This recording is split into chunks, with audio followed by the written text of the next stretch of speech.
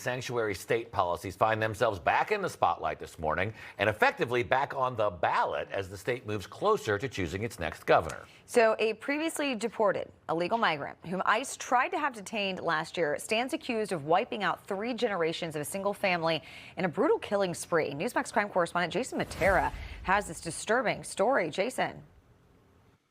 Yeah, Mark, Charlotte, this one is especially tough because one of the victims was an infant, just 2 weeks old. But this is what happens when progressive politics takes precedent over public safety.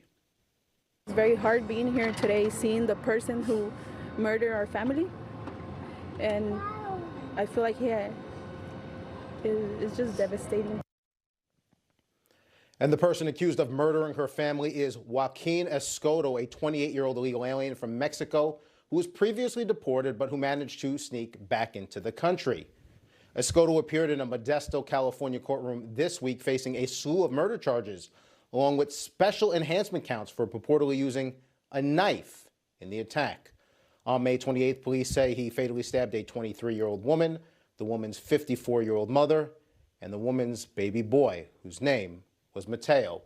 And it's not just that the alleged killer was in the country illegally. Now we're learning that, according to Homeland Security, ICE lodged a detainer against Escoto in 2025 after a DUI, but it was ignored by the San Joaquin County Jail. He was released back into the community instead.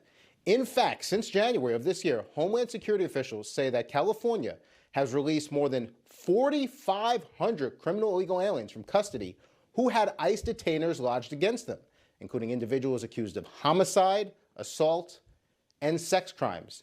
That's more than 4,500 people with criminal records potentially walking around California streets today who have no business even being in the country, like Joaquin Escoto, who will now stand trial for allegedly slaughtering 3 generations of one family in a single morning, leaving relatives grieving a loss that never had to happen.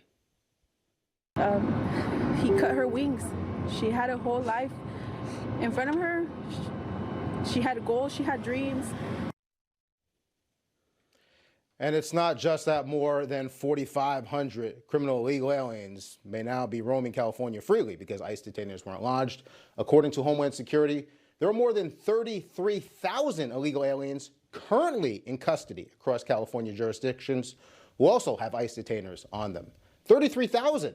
So, Mark, Charlotte, something for voters to consider as they pick their next governor and whether the state's sanctuary policy will remain untouched.